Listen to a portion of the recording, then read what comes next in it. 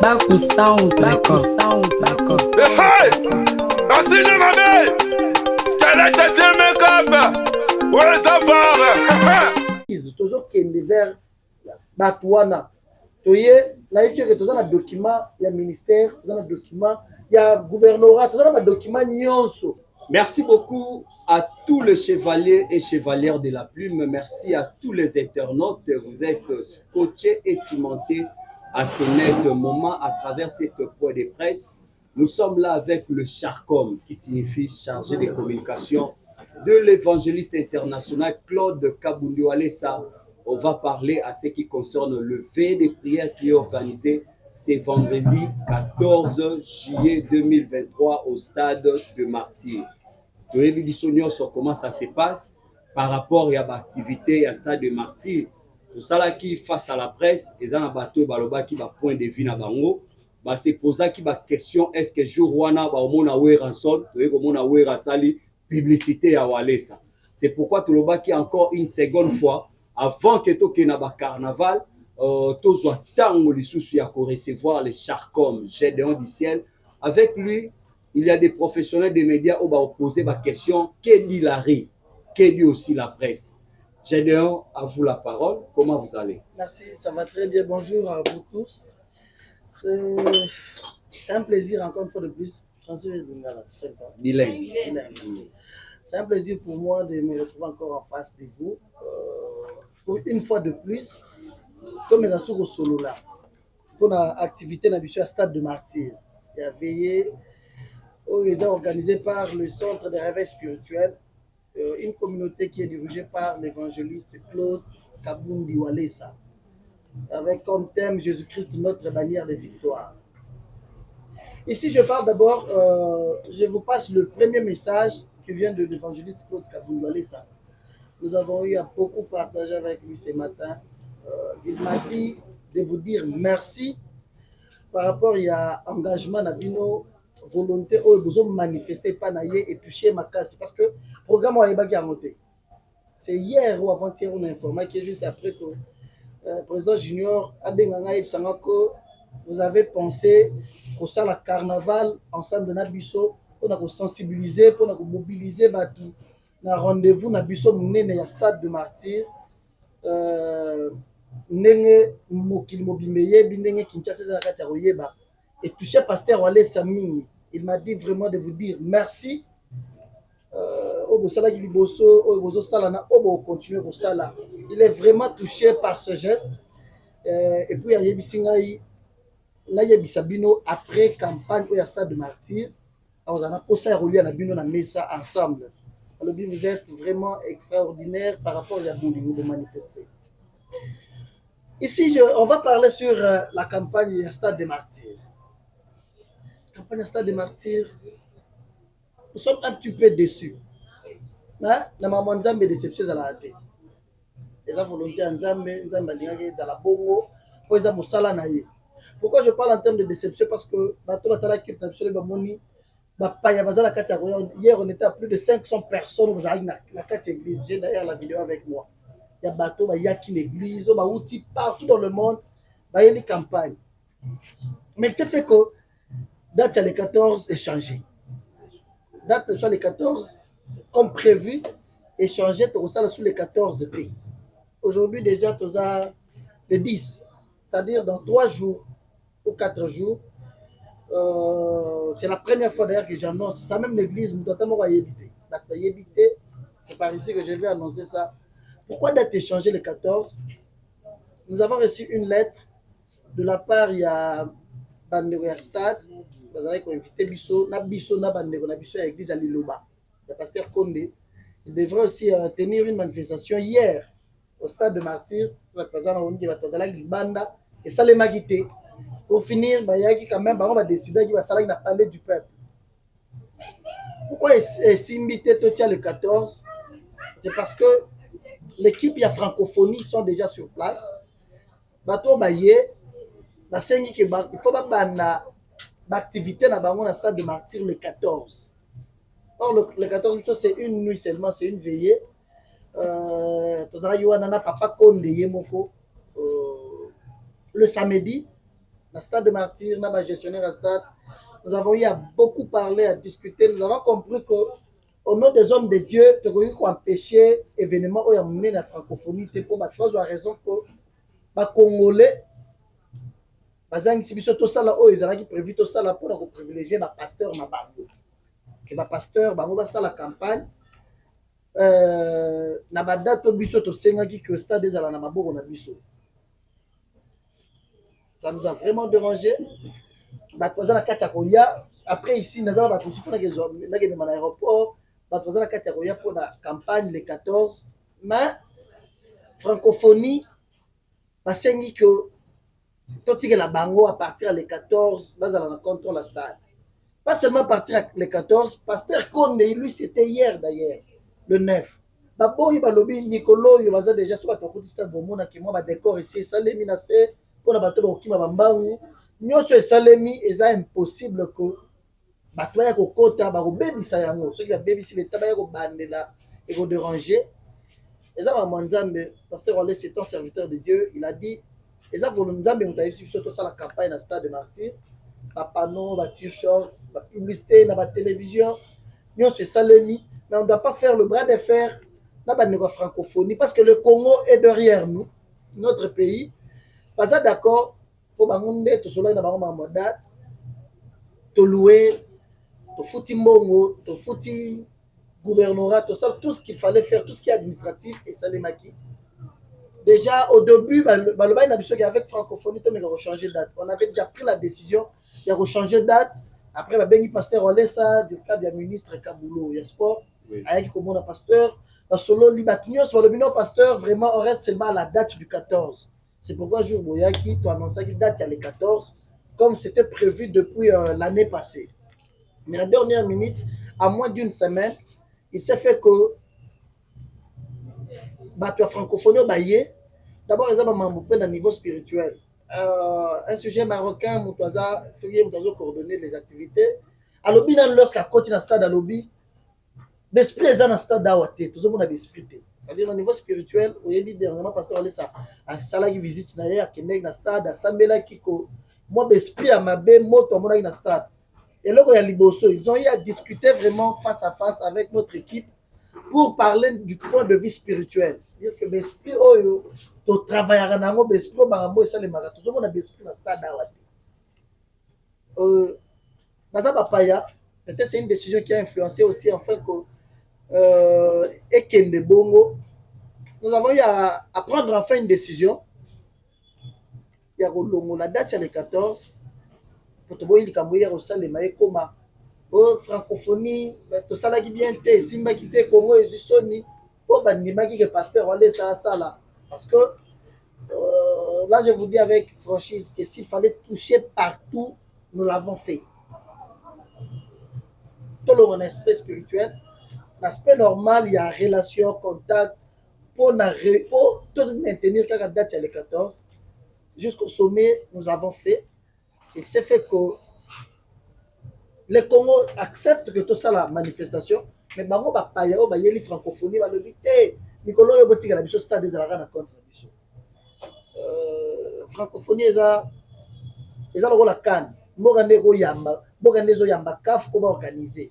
L'organisation za la mboga te. C'est pourquoi nous sommes décidés de changer la date. Tout le monde est le 14 juillet. On va te belé, vous allez très touché. Mais les confélités, ça m'a monzambe. Nzambe yebi pourquoi il faut que l'on la date wana. Et puis nous avons étudié ensemble avec notre équipe que il faut que tiakaka ce qui est sili to sali. Les ala musikate parce que nous sommes déterminés ya ko tombola Jésus-Christ aza bendele na biso na Congo na la vie à batunyoso bat faut vraiment un changement. C'est un peu ça d'abord la grande information dans la na tongwa. Je sais que vous êtes préparés peut-être boutique misala moi ba mamsus que les lots au la carnaval pour mobiliser batou que ils ont les 14 notre au sur les 14 t mais toujours ça la na début à mois d'août. Début du mois d'août déjà au moment où je vous parle il y a une équipe qui est déjà sur place. Nous avons déjà calé la date mais te boy il sous comme la biso sous moi pas problème. peut-être date toponi match aux les obétama. L'équipe est déjà là sur place. On va vérifier ensemble là, gestionnaire à stade. Là, programme, est-ce que le programme a match aux la date ou ana. Dans quelques jours encore, je viendrai encore vers vous pour annoncer la date Oyo de Sala campagne de stade de martyrs.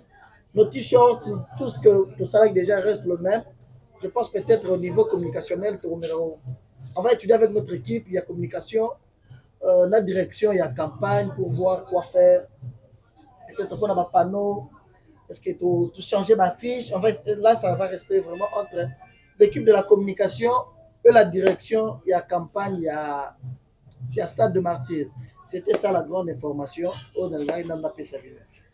Merci beaucoup, amis internautes. Merci à tous les journalistes ici présents.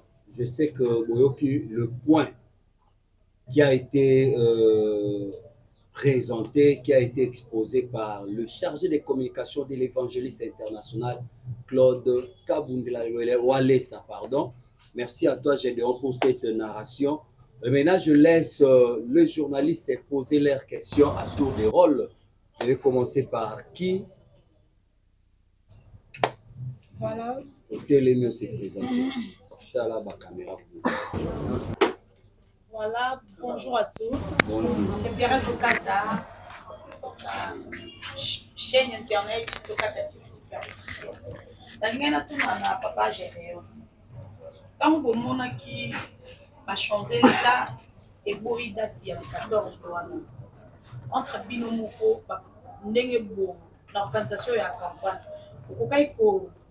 Pour changer place pour continuer car donc la bateau bébé ba yebi eza 14 la place que ezala les 14 wana ezala esa maté pour ça qui dété vous avez sur la place mon côté qui est pauvre pour ça dans mon pot et ça la même date wana. Merci maman. L'état thème toi beau tout ça là. Bisonde en fait décidé que de changer date. Je pense que j'ai expliqué bien.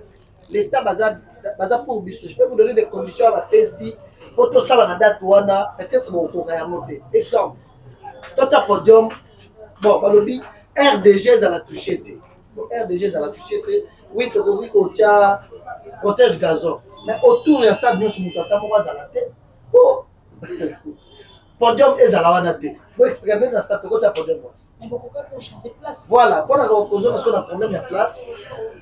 La campagne, c'est Dieu qui a dit à son serviteur à ça. Et ça passe on laisse il y a ça la campagne par année. Il y a ça la raison qui nous a mis ça ça. Ça mais ça la campagne là stade. On n'a pas le choix. Ce qui est là qui yemo a décidé que ngaka bunduale ça nazo lingana ça la campagne. Bon à stade de complications hier le là. Je vous dis on est à plus de 200 000 $ à dépense. Mais makambo ya nzambe mbongo ils ont dépensé pour la mosala nzambe ba retraiter ya monter. Pour mkolo mbongo ils ont nzambe. Et kena mosala na ye.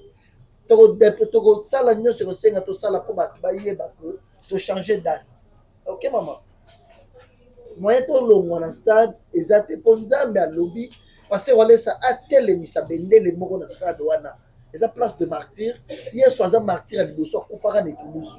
Na Congo il faut to pesa Yesu valeur de plus que maramnyoso. Okola nzambe apesi serviteur na ye place ya kosala eza na stade de martyr. Yango to kosala na stade de martyr. Voilà. Merci beaucoup de l'autre côté.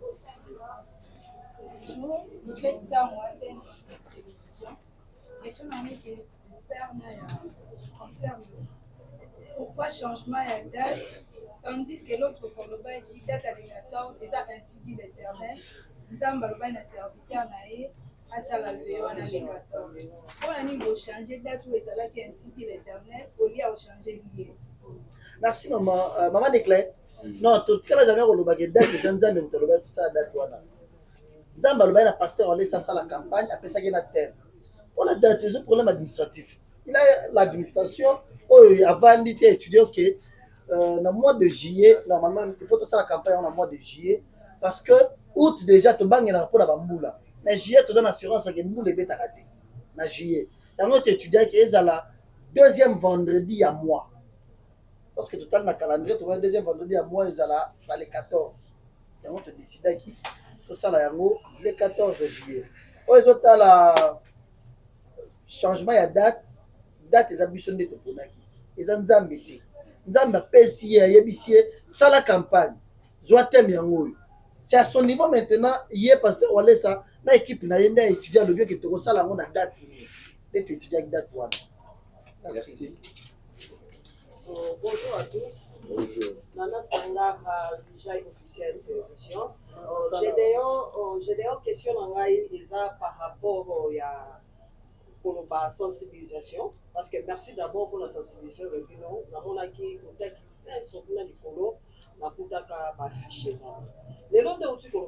Il y a une modification pour changer par rapport à la francophonie.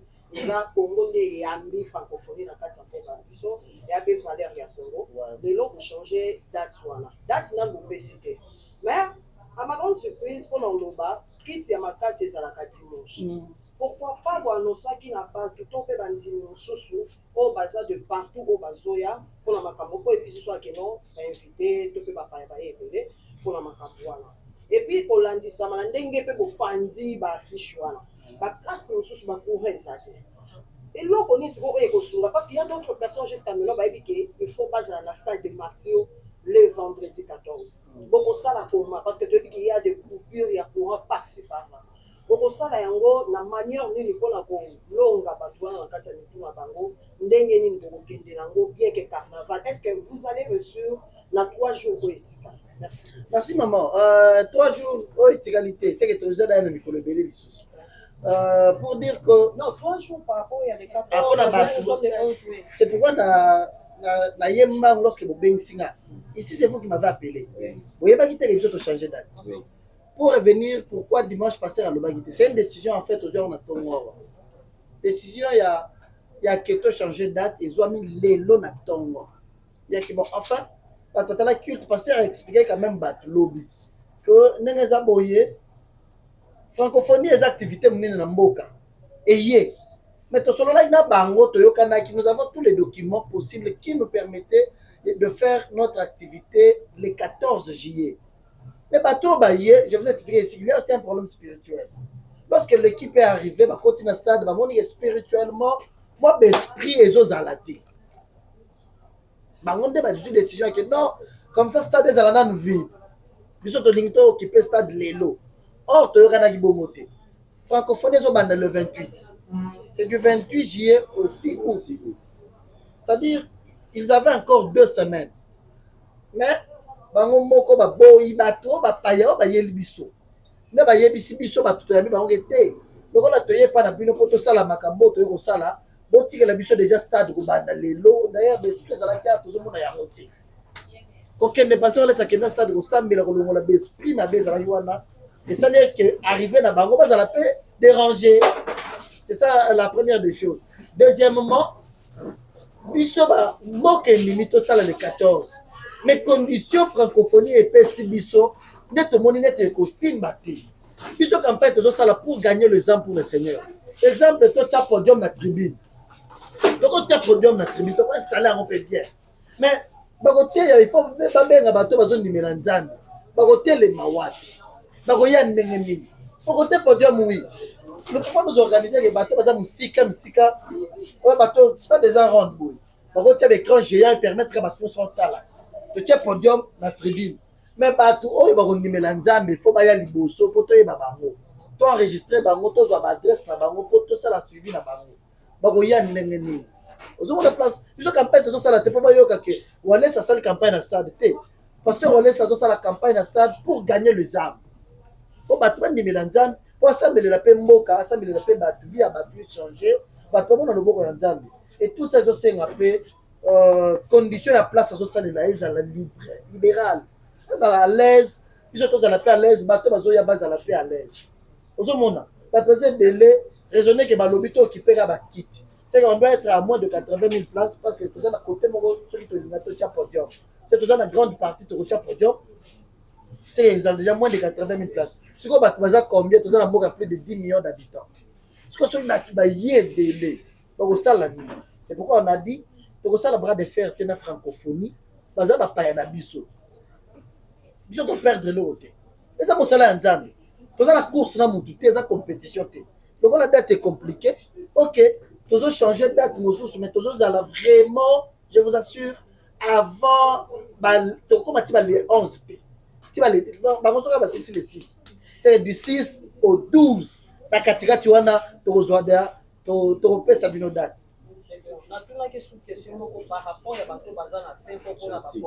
ouais yango na lobby bato baza na fin fond déjà awa je pense que beaucoup de chaînes ils ont la chaîne internet OK pour faciliter biso yango na lokola bino moko bo engager qui volonté que boko sala na biso carnaval déjà je vous ai dit tout à l'heure que passer on laisse ça bino merci pour la volonté bino moko bo engager ya keto solo là bo bengi nga ba bisinga ya kato sala tout ça la carnaval na biso lelo pour la soutenir campagne ya pasteur Olesa cette volonté là les a besoin d'accès besoin na bolingo nzambe nzambe asunga bino pambola bino du fait que bo aider petit peuple batinyo se base au courant et activité.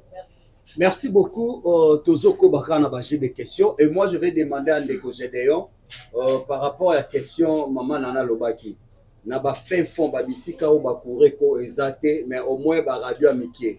Je vais demander à Osenga na Gédéon basa la paix fort ba radio le roi ba top Congo FM ba radio RTGA ba digital pour les caper na ba émission parce que mutako osanga na e courant ya TFM. Ici je communique avec vous d'abord pour la internaute. Oui. C'est pour dire que mutako za na courant na za na téléphone. Na téléphone. Na Facebook na ye, na YouTube na ye. A recharger.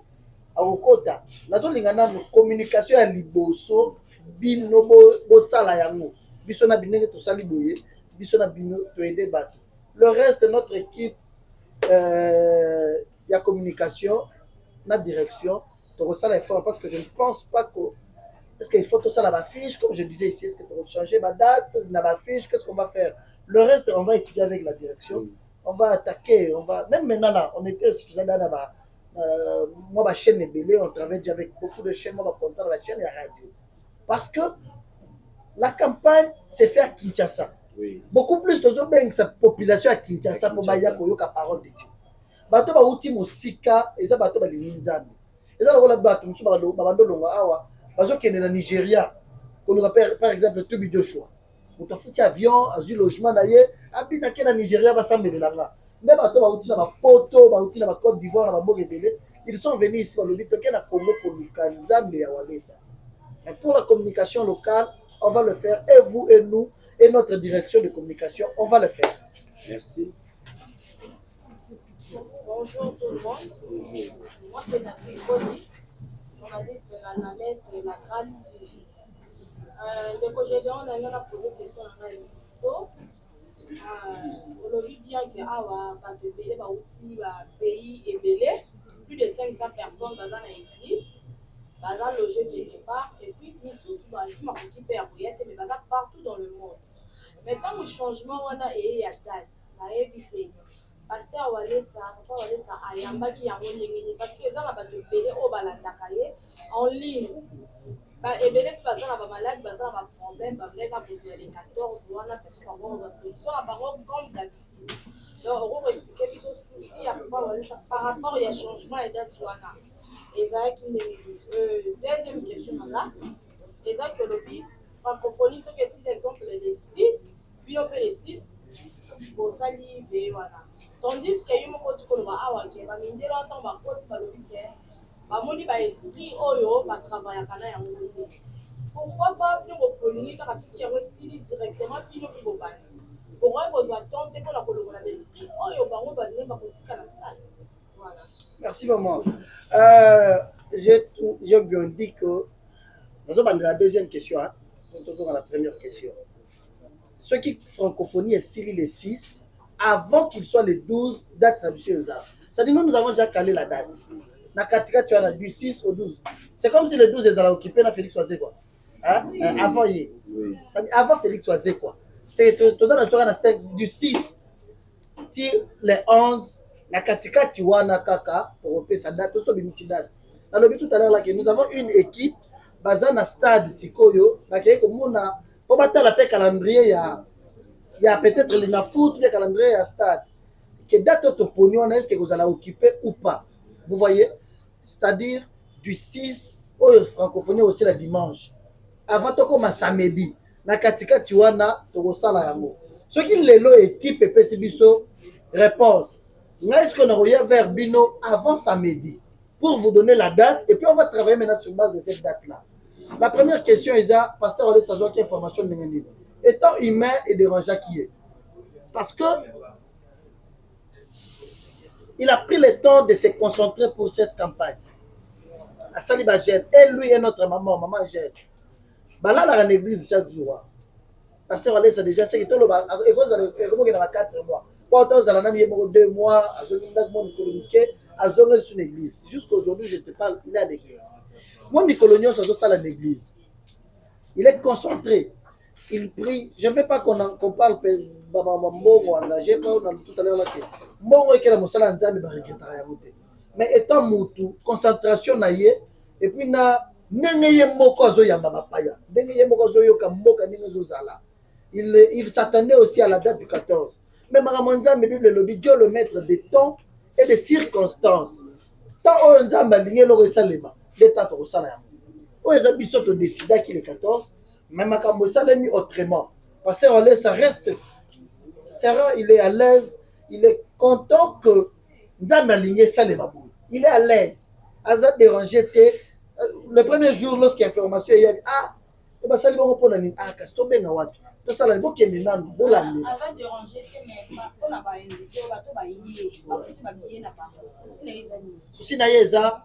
Non, peut-être comme ça, il voyage une semaine. Bazar, oui, il y a 3 jours, bazar. Bazar, on a bateau, on commence jeudi, poisson à samedi. Bateau bazar. Souci à Pasteur Olé César, tout ça, on a un programme de prière, il avait annoncé depuis la semaine passée. Mardi, mercredi, jeudi, tout ça, on a une prière. C'était prévu comme ça, et puis vendredi, biso centre de réveil spirituel, l'état de jeûne, tout ça là. N'a pas ya, tout c'est là, on se connaît stade de martyr.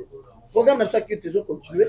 Pasteur Olé César sur place, il y a aussi communiquer na batouana, aroya babango, arosa melana bango. Et ça, et aux abango à 3 semaines. On va aux anamakokia rosela, barosela. On va au kende, on va au na musika, on va au mona qui toujours kende toroya barosala. Mais il y a mon pasteur Olé César qui s'engager à rosolana bango dans les 3 jours ici.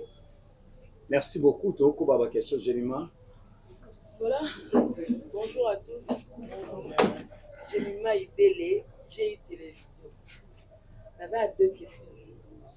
Question nanga liboso. Eza tokeno na nga bata mokiye ba musique profane. Tant on fait rigola abandel avec sa concert na et on a la publication concert cause la té francophonie bazo bon sa stade ba tout et ça là tu fadam sur fadam. Déjà papa la so aller ça être dans la idée ya pour ça la veille la stade de Martin. Ça va ça le bilan.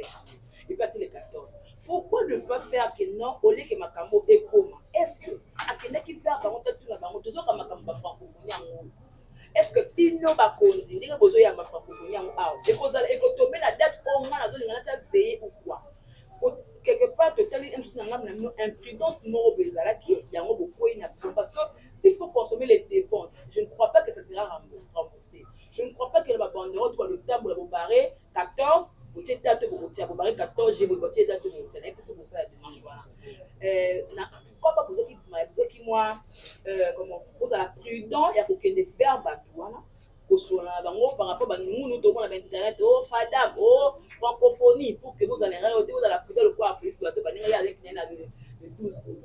Ma première question c'est yango. Deuxième exemple ningi yo communicateur GDO ya papa na biso wa ça ba caméra auto télémi awa eza en ligne c'est-à-dire ata muto ka kalingala te on peut facilement traduire yango tant mozo le bango avec beaucoup d'affirmation que batu oyo ya libana ya ni oyo de salema oyo francophonie tant ba koti na stade balobi ke mais stade a to mona ba milimo oyo te travailler nango bizati vous montez quelque part vous tapez ou aller en danger parce que notre communicateur qui était les témoins est-ce que batuna bino ya église bazala que no bayoka ki bango baloba ki yango par rapport ya kozala moi un peu piquant par rapport à makamona et d'accord pour soulever pour na yo yango na poser question. Voilà, merci maman. La première question, la prudence par rapport à la date. Je l'avais dit autrefois, même dans toutes les émissions, toujours les cas. Je l'ai toujours dit que la banda tout ça depuis le mois de janvier, le 7 janvier de banda, de la salle annonce à l'évolution qui est dans la campagne le 14. Je pense que peut-être Mamba Fadam ou bien affaire le 7 janvier. De deux, Bissot loi qui stade de martyr au mois de juillet de l'an 2022. 2022 dans le bar à chaque fois. Le pasteur Walesa, lorsqu'il veut faire une action, il reste serein. Nzamba yebisa sala, il y a le qui date à Pessa. Quel monde a battu stade? Pour nous reprendre la date, il y a un on a yebisa dans le tout à l'heure là. Notre équipe basée à la stade, est en train de parler avec les gestionnaires du stade. Ça se passe comment? Bissot Kei, Bissot Poni date. Que date telle. Tu y a un stade te proposer. Que date na Bissot Yangoyo. C'est le stade qui nous avait parlé que francophonie et Rwanda le 28. Bissot le 14. Et il nous avait dit que ça ne pouvait rien déranger. Dernièrement, Makambo Izalaki. Ce que tu bien, tu as na Bissot annonce officielle au mois de juin. Le début du mois de juin. Le pasteur Walesa, c'est dans un mois, Pamba, mais tu as propagande au mois de juin, le pasteur Walesa, le début, pasteur Walesa, lobby, dans le stade de martyr. Cela veut dire quoi? On avait déjà étudié que francophonie et Zoya, tu n'avais un stade. Il faut changer de date. Nous, on était d'accord. Depuis mars, avril, que tu changé de date. On était d'accord pour changer de date. Mais où Meli, stade, le ministre des Sports, son DIRCAB, le DIRCAB, il y a le ministre de Nature Sport, est venu voir le pasteur Walesa. Il a envoyé les gens, après pasteur Walesa. Ils ont parlé, ils ont dit non, pasteur, votre date reste la même. Les 14. C'est-à-dire, à notre niveau, on était préparé pour changer la date, on était préparé pour faire les 14. Et le problème restait au niveau, il y a il y a ministère, il y a gestionnaire. On va confirmer nous avons les documents, je le dis au début. Nous avons les documents qui nous permettaient de faire les 14. Mais arrivé pour répondre directement à la deuxième question. Lorsqu'il y a monsieur les sujets marocains oyaye à Sengiete à le même esprit les membres à Sengiete de changer date. Dès son arrivée, il a vu les gestionnaires, il n'a pas vu le pasteur Walesa, il n'a pas vu notre équipe. C'est le gestionnaire du stade. Il a parlé avec l'équipe de Stade de Martyr. Bangonde Babengi Sibiso. Nous avons une communication. Pas seulement nous. Dans le but tout à l'heure, il y a prophète Konde. D'ailleurs, je dis, même le samedi, le prophète lui-même était là.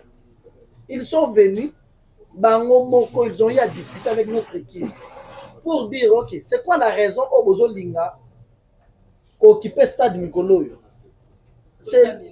Ouais, c'est lui-même. Dans le lobby, prière pasteur Walesa Sala dans le stade, c'était pour attaquer les esprits et puis pour la mise à jour du stade. Stade de Betamarabal. Stade de Namabele Salemi Bamboula na Bamboula. Nous avons focalisé sur la musique na Boutouane. Stade de Betamarabal. C'est comme si l'esprit est récent. Les esprits qui ont pris le temps. Les esprits,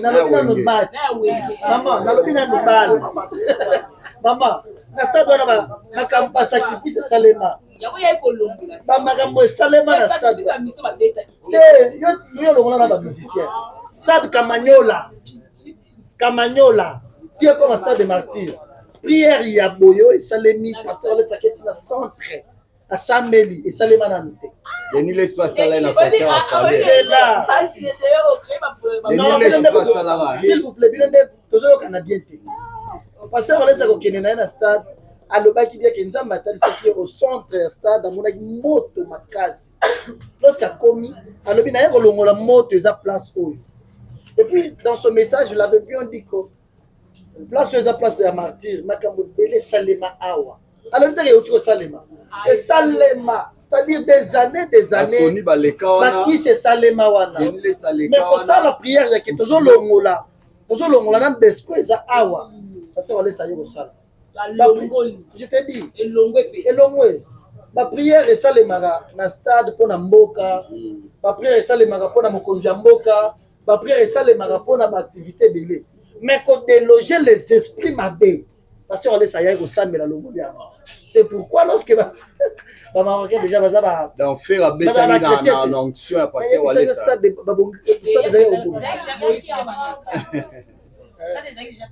Walesa endaka va faire à Beta.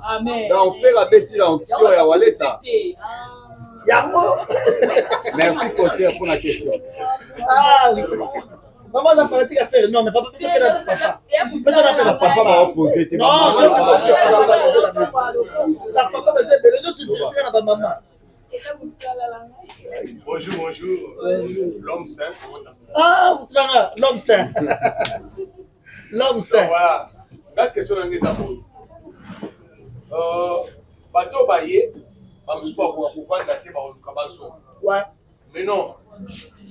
Bosali, bosala ndenge nini pona bango balanda ekozala en direct en ligne campagne to bosala ndenge nini pour mutana avec leur prier ensemble et peut-être à quand stade azate azam sur la porte de la France Belgique partout basala ndenge nini voilà c'est pour ça la mot dans en direct balanda comment. Écoutez, déjà nos cultes sont en ligne chaque jour. Yango bango bayet. Ça la culte sont en ligne. C'est ça la va direct. Et puis parmi vous, on va travailler aussi avec d'autres chaînes et ça la fait direct. Hein? On avait déjà tout prévu. Moi, dans ma carrière, on a vu la presse et ça allait permettre de vivre à l'aise. D'autres chaînes et au Sunga, tu vas la radio, ça me la paix. Même à partir de la chaîne Mayo, pour y aller au sali direct. Et ça masque à mon zam, mais ça au foot ici. Et ça au la droit d'auteur et à mon zam. Pour le moment, de monétisation. Question. Papa Serge. Merci. Moi, c'est Serge Mabobo, l'homme du développement de Safosi TV, la télévision de l'Aigle. Ok. Serge Mabobo. Ouais. L'homme du développement. Il aime toujours le développement. Merci. Bon, Nazaki na ba préoccupation moi mingi bande comme ça intervenir. Na lingi na poser, je crois, deux petites préoccupations. Ouais. Premièrement, il y a un adage français qui dit gérer, c'est prévoir. Ok. Mouto azo gérer, aza censé à prévoir en tout. Silence, s'il vous plaît.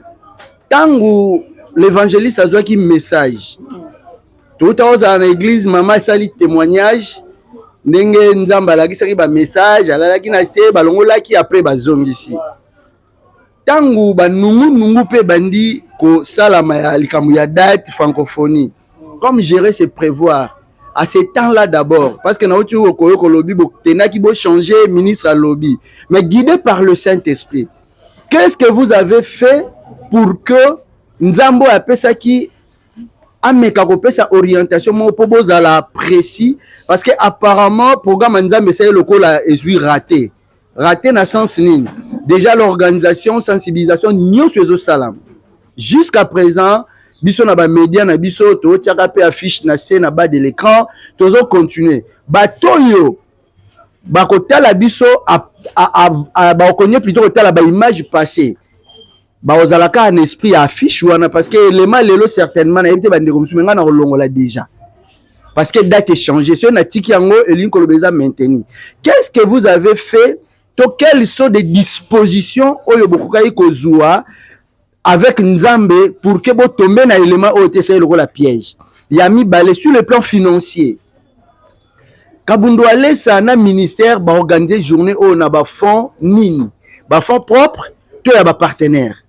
Ce qui est à partenaire, bozo s'attendre na réaction nini, ba financer li susu, to bango ba rosuka ana po église yemoko azwa relève na ba date oyo bozali ko kanisa. Et pour chuter, bozali na nous na tâtonnement. Est l'évangéliste avec l'équipe a koyi ko zonga te na retraite po Nzambe apesa ya précision. Tango musu bo kanisa sima ya francophonie par rapport à ba programme musu botia. Mais toujours qu'il y a une période de marche sur le plan politique, hein. Toujours qu'il y a une année électorale. Moi, le mouvement moussou peut koya. Beaucoup comme appelle la date, tu as noté que non sous septembre, parce que tout le monde va marche, va politicien, va saluer, va zongi si boy. Est-ce que besoin disposition il y a raison à pas Nzambe oyo nzambe apesi je crois moto akobouge te to bokontinue kaka na baréunion na baraisonnement na bino mpona ofixe date oyo propose wana. Merci. Merci papa. Je vais être tout droit au but pour te dire ceci. Biso tozala na nzambe. Hein? Ezala bato nzambe. Ezala bato nzambe établir ye moko. Nzambe bengi aponi apesi mosala.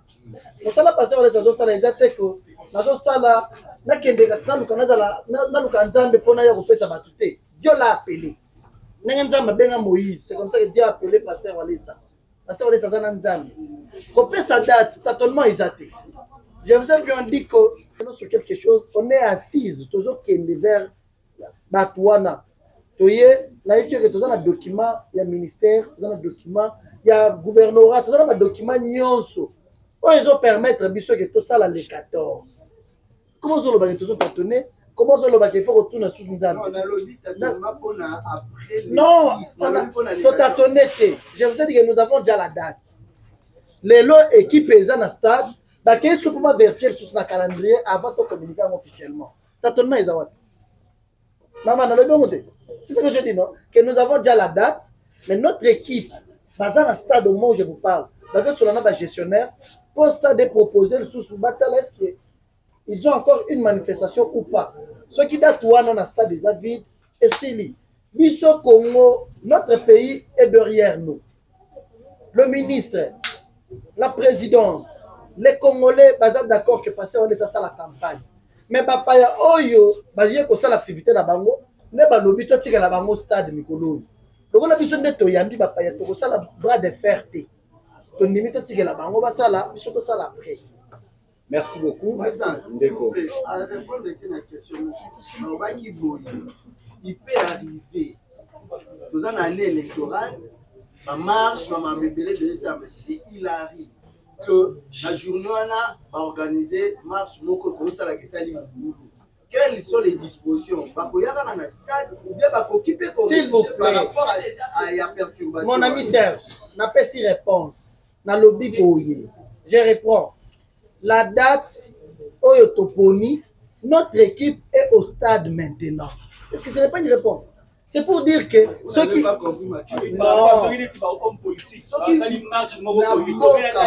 ne nous dérange pas. Non, ça ne nous dérange pas. Écoutez, ça ne nous dérange pas. Nous, l'essentiel, toujours caler date, de communiquer date, les activités... Oui, on a dit... Attends. La prière, toujours ça, elle va déranger l'activité à Mogaté. Maman, elle va dire ba politicien ba sala ba marche na bango ba sala ba matinée politique na bango soki bo silisi boye na butu to ko lala na présence en Nzambe. Merci. C'est qui hein aux hommes bénis. C'est Kinatu Télévision puis RDC 26 chaîne YouTube. Tout le monde par rapport il y a deux questions. Ouais. Par rapport d'abord sur le plan spirituel pour la vie depuis Corinne Kadoulou qui n'a plus télévision, RDC 26. Pour tout le monde, d'abord, ceux qui n'ont pas de malamu, nous avons deux volets. Et d'abord, sur le plan spirituel, les alliés, sous-bassement et activité, et fait salima. C'est-à-dire, ainsi dit l'Éternel. Nous avons appelé Simon, vous avez indication à organiser l'activité. Changement, pour la dernière minute, pour nous bousculer l'événement. Est-ce que tellement que les hasards n'existent pas, et pas en Zambie. Mon saliné a monité que quelque part, les alliés avantagés par rapport à un message de Zambie, parce qu'il ne faut pas que il y ait à Sali Moussala et que les esprits étrangers reviennent encore réimplanter au Yonzam parce qu'il y a un Dieu pour les Congo, il y a aussi les dieux des étrangers. Ceux qui te sont dit Napoléon, est-ce qu'il y a monté que ça plus avantageux pour naïe que l'activité en est à la lieu après francophonie?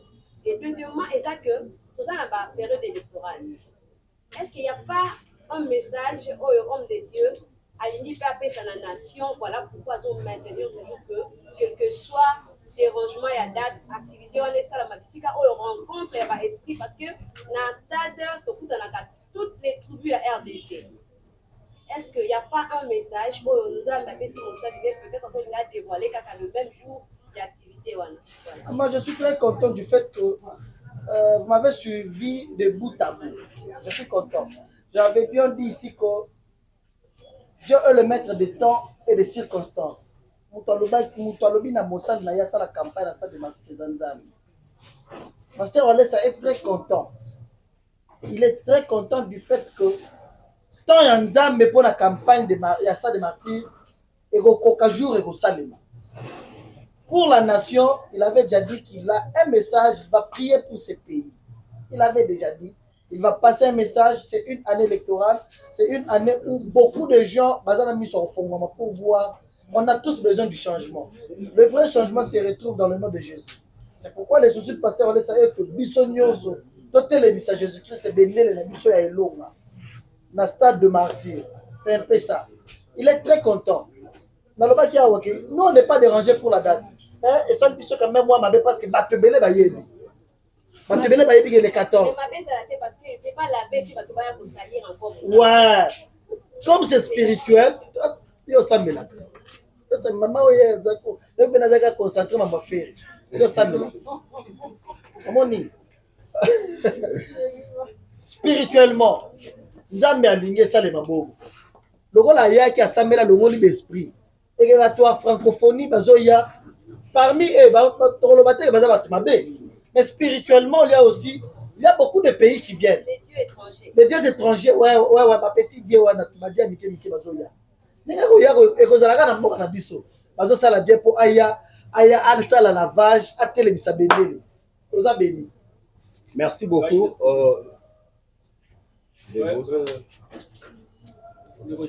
Papa. Olivier Vevos, Télé Tchangou. Télé Tchangou. Ah, ok. Vous êtes allé à Tchangou? Internet. Na absi. Donc, c'est si vous tournez sur ton bien, si vous avez un métier, date pour vous dire pour l'instant des matrices, des salaires. Ouais. Tu as un copie de date. Ouais. Par disposition de sécurité, ni au lieu de voter, na stade parce que stade de l'Okan, c'est yo côté, et là, vous êtes au Sambé. Chez Gay, nous sommes pour nous, il n'a plus de faute. Par disposition, quand on peut vivre, on peut parce qu'on a solo kawana kako yabite kuna tata na osa yo na ko on peut déstabiliser to ko to enlever ba to ke na bango ko samoni ke mabi et puis ça va osala na yego sala te mais ko ça tu vas te limiter ko expliquer ba et pas disposition côté sanitaire on peut voir ni pour la force se soulager toilette tout puis la carte stade wana tout wana ni go stop sur la carte stade on a la ligne de banda wana que son niveau beauté selon les panneaux d'écran géant pour nous aller dans la banda wana ta na écran il faut pouvoir nini et puis côté Biso Presse quand on m'a envoyé belé tu vas dire bien pourquoi mine na suka on va jouer en suka pour Biso Presse pour nous dire ngano dans le site hôtel maison siko on va là parce que tani on peut pas pour la Biso Presse tout le monde a envoyé belé la mise belé va on belé activité belé ça belé comme il est bien na suka nango yolé là ouais ça télé ngani là Télé Tchangou et na lelio mabe na sepeli toutes les dispositions sécuritaires et sanitaires ici Zouamaki déjà Isali ne vous dérangez pas, c'était déjà prévu tous années 14 c'est que nous c'est là déjà hein. Ici je suis venu répondre à votre invitation parce que le président Junior a dit que vous avez le carnaval merci et puis là l'acceptons que date naturelle le 14 est changée. Lorsque tu as mis sa date, je viens dit ici dans ma communication que avant qu'il soit samedi, moi je viendrai vers vous pour vous donner la date. Lorsque je viendrai vers vous pour vous donner la date, c'est par là que ma disposition soit entre Bisso et Bino. Mais moi je vous assure que la presse sera toujours, et pas la Bisso, toutes les activités, l'église, il y a pasteur Walesa, te considérera la presse Makasi parce qu'on a toujours eu le temps de travailler avec vous. On vous considère, on vous respecte, et puis nous voulons aussi que vous tous, vous allez en rendez-vous, tout ça, mais là, et le mot, tout le monde a le bon ensemble. Vous allez déranger. Merci Dieu, Dieu merci. Je crois que question à Souka, Dieu merci. Merci beaucoup, c'est Dieu merci. Ah, exact. Dieu merci, journaliste et fastif. Ok. Présentateur de l'émission, à vous la parole. Là qui j'ai dit, n'a pas parlé ça. A confirmé qu'il lui saute quelque chose. Heureusement qu'il y a de l'autre côté aussi. La raison en gros, ils ont caca parce que stade déjà préparé déjà francophonie. Donc, pour ma deuxième question, pourquoi seulement après ça, après avoir un musicien pour te donner un bon qui processe son activité dans le stade et que papa va laisser sa paix à lui qu'on y a dans Simana. Il y a quoi d'embella dans Simana ou bien quoi. Merci. Kodiembela, s'il vous plaît, aide-moi à comprendre. Kodiembela, cela veut dire quoi? Ah, c'est-à-dire, les musiciens du monde, ils ont un succès belé, collègue Yesu. Hein? C'est-à-dire, les musiciens du monde, ils ont un succès belé, collègue Yesu. Tout le monde a une heure, 2 heures du matin lorsque ils ont un problème. Ils ont une maladie, les docteurs vont soigner raté. Ils ont une valeur à Yesu. Ici, si Dieu ne fait pas, rien ne va se faire. C'est pour te dire que Dieu est au-dessus de tout. Kabundiolesa, évangéliste Claude Kabundiolesa. Mosali Nzambe. Adembela na succès ya nani po bango nyoso bayaka bafuka meli Nzambe na ye acheli bango loboko. Mais évitez. Ah, makambo Kinshasa. Bayaka no? Bayaka koluka Nzambe na ye. Biso souci na biso eza ba musicien na biso ya mboka. Ba nyonso ba politicien ba nyonso ba tia Jésus-Christ na première position. Comprendre. Ceux qui campagne les salles sous les 14, c'est pour respecter notre pays. Quand se déplace quand on va voyager de la francophonie, bah ça là. Donc ça la bras de fer na bangote. Bon on a eu bande on a besoin de loba. Vous avez un stade lobité. Bah kenda qui plein.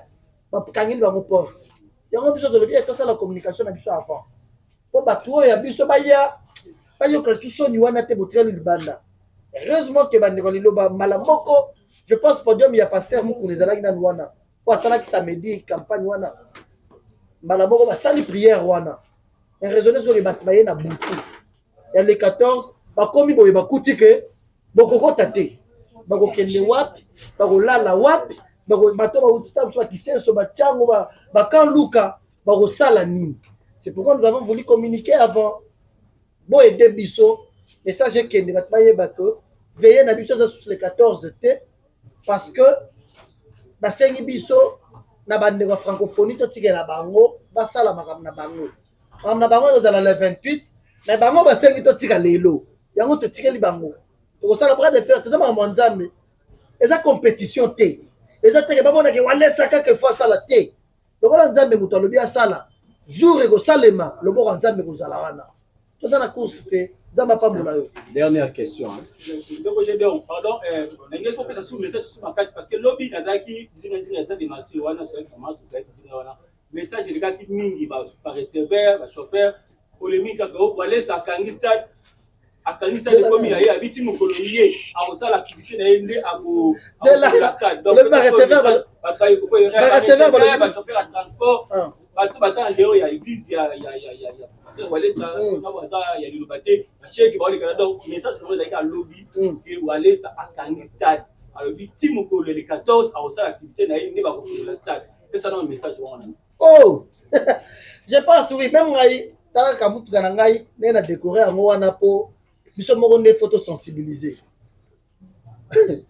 nazo yoka yango pe ici je viens parler pour nous aider batunyoso pasteur wale ça au kanga stade ya zana na liloba na pasteur wale c'est ça na même ligambo pour liloba ba salite biso beto sala stade te hein bat balongola wana mutu bat balongola loko wana na mitu na bango pasteur wale ça aza bourgmestre te boto bana chef de rue aza chef de rue te aza chef de quartier te bourgmestre te aza ni député ni nani. Na politique il est Wale Sakaka. Aza na ma politique te. Aza seulement ministre de défense na gouvernement de Jésus-Christ. Yaza na mwanzambe. Pasteur Wale sa akangi stade de martyr te. Yete mutu akangi bande kwa liloba. Papa na biso prophète Konde. Samedi azalaki na stade de martyr na bandeko na biso ya équipe ya direction ya pasteur Wale sa. Tokutanaki biso nyonso wana na stade de martyr. Pour nous solo la équipe biso cela veut dire bande ko na biso bazali wana sur place ya bande ko pasteur wale ça na pasteur Konde yemo ko na bantu ayaki na bango ba yebisi bango ke bato francophonie ba lobi to tika stade vide sikoyo pasteur olesa kobloke stade akokangela pasteur konde porte ya stade mpo na nini ye te moto asali yango na pasteur olesa na pasteur konde basala nzambe mibale wana francophonie eboyeli bango basala campagne na pasteur olesa na pasteur konde baza ndenge moko biso tokosala na stade mais na date oyo totiaki te tolongoli date ya le 14 totikela bato ya francophonie ti tokoma samedi nakoya vers bino na date ya sika boyede bato nyonso bayeba date wana mais oyo esalemaki lobi mpona bandeko ya liloba yango epesi biso leson ke olie bato baya kokoma wana le 14 bakangeli bango porte to communiquer avant que nous avons pris la décision ya kotika stade vide soki francophonie esili biso tokoya nzambe apambola yo. Merci beaucoup. Natacha Bonto, Rose Ministre. Question na ngeza pona pasteur Walesa. OK. Lokwana ya mais lokwa frère Dozali na pona question na ngeza bo. Tomona ba manifestation ko lekana na stade de martyr, basala nzambe basanga mais pour la présence ya pasteur Walesa te. Toyebi te asangana na bango te pourquoi. Siko ndenge manifestation ko eza na stade de martyr. Est-ce que abengisi pe basali ya nzambe musutu eza kaka uniquement pona bandimi donc question na ngeza wana. OK. ezaka wana mais eza kitoko question wana se yo nde olandela mama basala nzambe te jour chef de l'état yaka na stade na prière basala nzambe bayaki oyo adebiaki mboka pasteur Walesa azalaki te azalaki te baactivité ebele esalemaka soki babengisi ye akoya mais n'oubliez pas aussi que invitation moko ekozala ye na mesa ke eza le 8 ntango toza na programme a voyager le 6 yango esalemi le 8 wana omoni ye aza te na soki babengisi ye akendaka pasteur Walesa eza na problème na pasteur ata moko le 30 juin merci le 30 juin pasteur Walesa azalaki te na activité esalemi na stade ouais déjà pasteur Walesa azalaki très concentré pour l'activité à stade de martyr. OK? Ce qui a zaté, obligatoirement, azalaka représenté. Ce qui a yété, il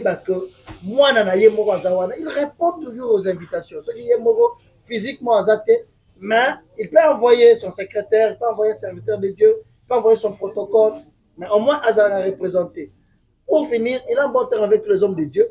Azo beng sa bango nyoso baya na stade de martyr to sambela pona mboka oyo to sambela pona vie ya bato échanger to sambela pona kozongisa Saint-Esprit na l'église na ba vie ya bato difficultés ebele lelo parce que Saint-Esprit azo agir sous na église na l'église te puissance de Saint-Esprit a diminué pour ça neza masala nzambe baya ebele to sambela mboka abengisi bango la tini invitation même yo zoka na bango na opesa invitation opesa. Merci beaucoup. Comment on a Jean-Claude Kabam. Il a vraiment quelques questions. Chaîne est à 10 minutes de télévision. Merci. La ligne de tant que représentant il y a pasteur Walesa. Ah mais quand on sait la biso synthèse en français.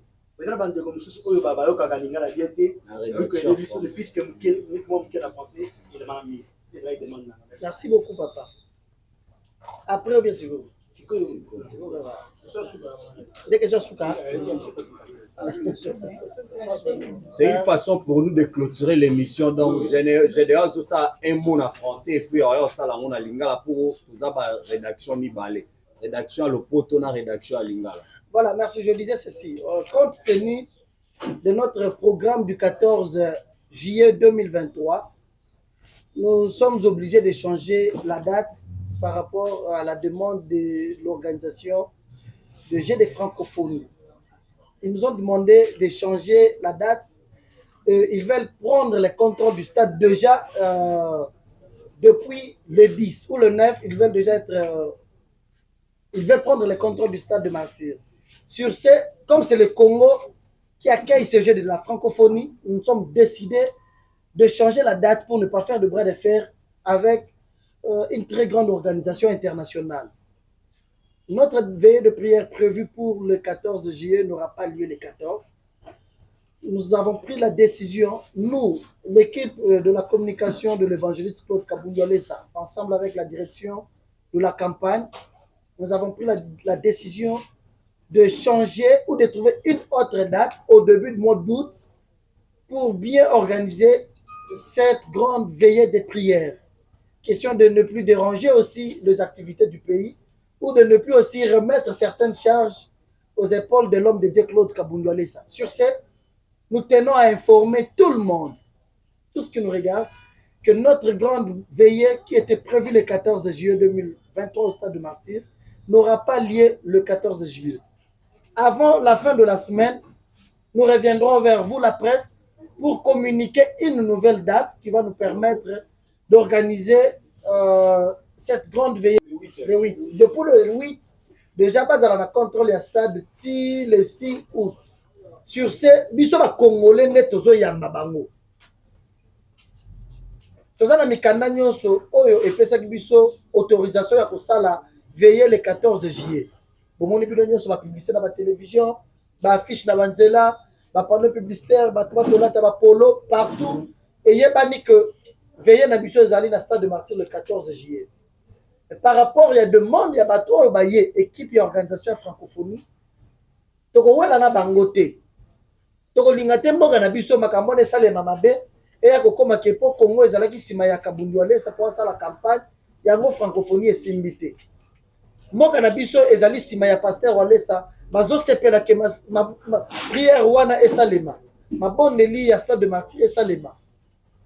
Mais pasteur Alessa amoni ete akoki te kokende na bras de fer na bandeko ya francophonie yango alobi eza compétition te eza course te eza rendez-vous ya nzambe totikela bango basala soki basilisi francophonie le 6 kobanda le 6 avant ke tokoma le 12 na katikati wana toponi déjà date moko mais tokopesa yango awa te po totindi équipe na biso na stade de Martyrs bakende koverifie mpe soki date wana ekozala na kokoso te soki date ekozala na kokoso te ti tokoma samedi ngai molobeli wa bino na koya vers bino mpo na kopesa date wana po biso nyonso totambwisa yango. Mais mpo na lelo na kosenga bino bosunga biso na kotambwisa message oyo bato bayeba ke campagne na biso ya stade de Martyrs ezali lisusu le 14 te ti samedi tokopesa date ya sika parce que toza na kati ya kosolola na bandeko ya stade na date oyo biso tositoponi ekozala avant le 12 août. Soki francophonie esili le 6, c'est-à-dire à partir ya le 7 ti le 11 na katikati wana date moko ezali tokoya vers bino po topesa yango nzambe apambola bino.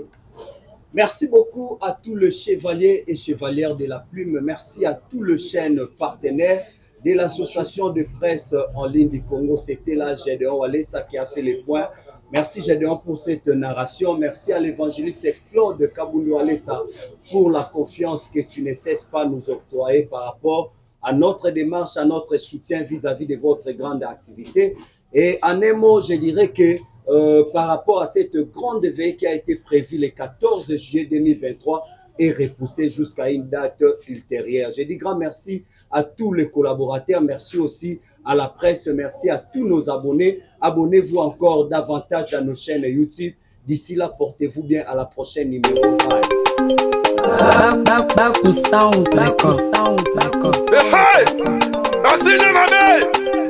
Hey!